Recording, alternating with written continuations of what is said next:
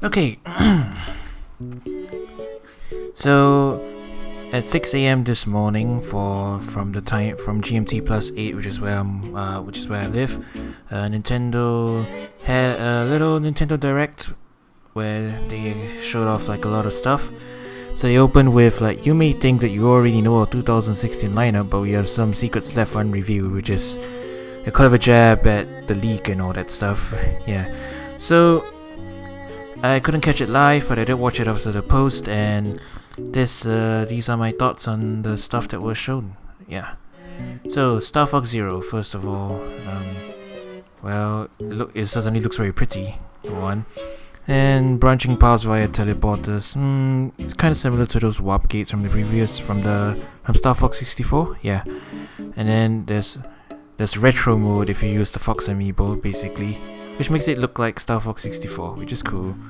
And then there's that other side game, Project Guard, which turned out to be Star Fox Guard. It's cool.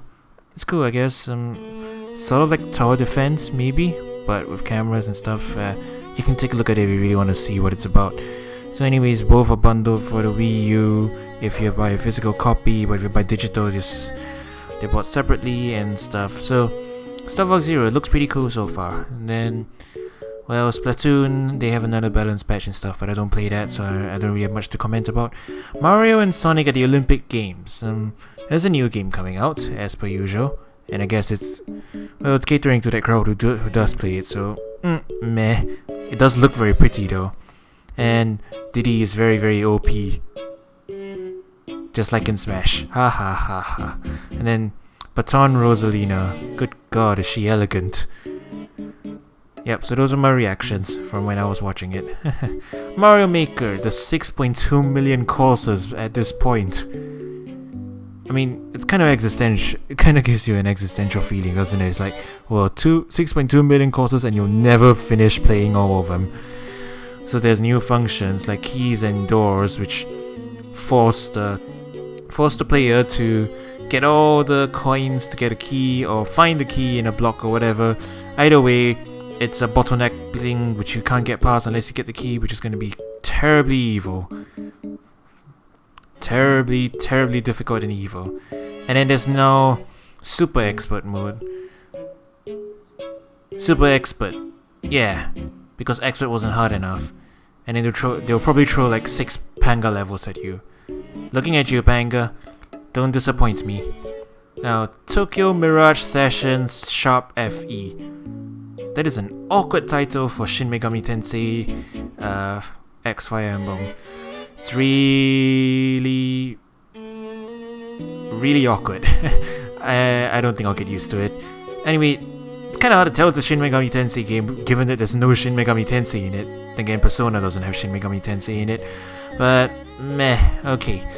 Wii U exclusive, as we already knew. And here's an interesting thing, Japanese with English subtitles. Now that's a rare thing. I know a lot of people would be appreciative of that. Alright.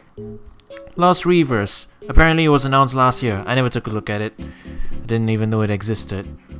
Apparently Bandai Namco's making a free-to-play game. And it kinda has the feel of an MMO.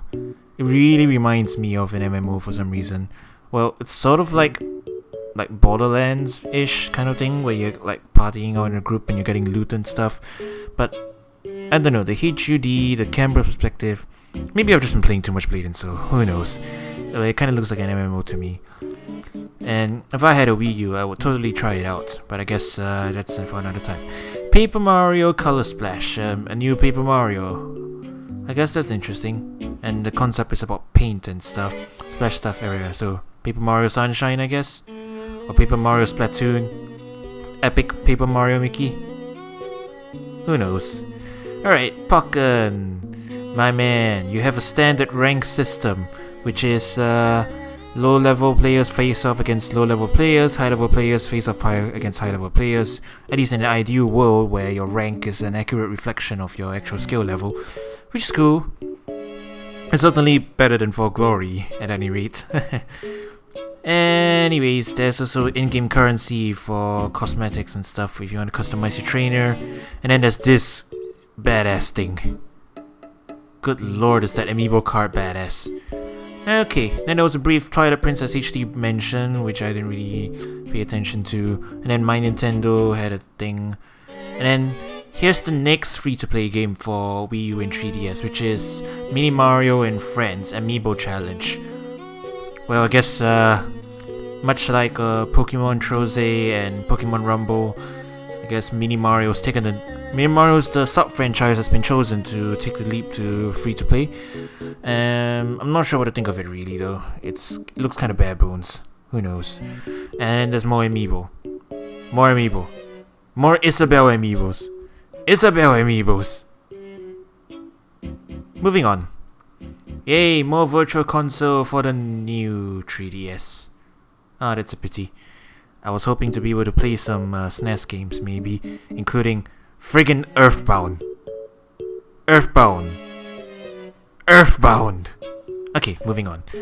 Pocket Kart Jockey. Apparently the new Game Freak game, Solitaire for horse racing. Well, I don't know, it's a really odd concept, but don't knock it until you try it, I guess.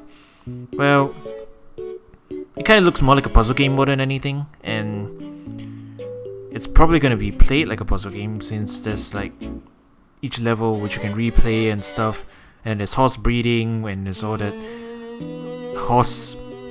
it's a horse simulation apparently, since you can breed the horses or whatever. It's an odd combination. In any case, Solitaire on horse racing. Card games on horses. Yeah, seems legit. There's All Striker Gone Vault 2. There's a new player character who does the Mega Man thing with power copying from the bosses, which seems cool enough. I also have to get around to playing the first game sometime. Fates Revelation. Coming out new stuff and new DLC maps, blah de blah. Everyone's playing Fates already down here, so we all know about this. Hyrule Warriors Legends. Apparently there's gonna be a season pass. I'm not sure if Nintendo has done that before. I'm not sure how to feel about it either. Nintendo's doing season passes now. With exclusive as well. That Ganon costume is apparently exclusive. And then there's that art book, which is the pre-order stuff, which is actually pretty cool, I guess. I would really love to get my hands on it. Except it's not available around here anyway, yeah. Then there's, there was Disney Art Academy, but I didn't really put that up there. It's just another Art Academy game with Disney's Frozen, I guess, as a selling point. Bravely Second. They showed off a new class with the Cat Master or whatever it is, which is basically like Blue Mage, but with cats. Which is like, well, okay, I guess. I'm not sure about that. And apparently there's a demo coming out for the 3DS soon. And the interesting thing, it's a unique scenario. It's not part of the game, like not the first bit of the game. It's actually a separate, unique scenario to start off the whole thing, which is cool. Then Dragon Quest VII for 3DS, which is something that a lot of people have been waiting for. I mean, it's old, Dragon Quest VII, but it's all 3D and stuff. I mean, look at this, it's all 3D. And yet it's still the front-facing RPG layout of Dragon Quest. You know, the one that's very famous. Which is cool, I guess, preserving the retro style. Monster Hunter Generations, which is Monster Hunter X's English title. I really want to get into Monster Hunter at some point, but I'm really not good with the touchscreen and the circle pad mix, because I tried the Monster Hunter 4U demo and it just didn't work out for me. Maybe one day though. But hey, Marth costume. It's pretty cool. Metroid Prime Federation Force. Interesting thing, they did acknowledge the backlash, sort of. And apparently it's been something that we really want to explore, so... Well, I guess if it's something they wanted to do, and I guess people are still salty because it's the 30th anniversary of Metroid, and people think it's the 30th anniversary game, and they deserve better. Who knows, whatever. But there's different styles of playing depending on your equipment loadout. You can be like the healer, the tank DPS or whatever. Seems like a lot of these games have been moving off into this kind of thing. Rhythm Heaven Megamix. Hell yes! I am completely getting this, day one. And they even included some of the Game Boy Advance games, which, if you remember, the original Rhythm Tengoku was never released outside of Japan. So we're finally gonna get the Game Boy Advance games, which is cool. And lastly, Kirby Planet Robobots. A new Kirby game. What's more there to say? I see Dr. Kirby, and then there's a giant Kirby mech, which is strangely awesome. Yeah. 4-player co-op with RPG mechanics. I wish that's I hope that's Wi-Fi based. I hope we can play with people over the net like with Triforce Heroes. It would be really cool. And then I noticed the Smash ability is back. If you scan Kirby's Smash Brothers amiibo to it, then you get the Smash Bros ability all the way from Amazing Mirror, which hasn't shown up since, which is cool. And then there's new Kirby amiibo, all sorts of cute stuff. And if you use those, you get costumes like this. Look at this guy. It's Meta Knight Kirby. Meta Knight Kirby. He's adorable. If Meta Knight looks like that underneath his mask, well, we know he looks kind of like that underneath his mask, but still, he's adorable, man. Okay, so yeah, overall, it's a cool little direct, I guess. Got enough interesting things for me. So I guess that's about wraps up my thoughts about it. Mainly, I'm looking forward to Rhythm Heaven Megabix and a new Kirby game probably. I don't have a Wii U. I wish I have a Wii U one day. Maybe I can try out some new stuff. I really wish I had a 3DS capture card though. Well, yep, that's my thoughts on it.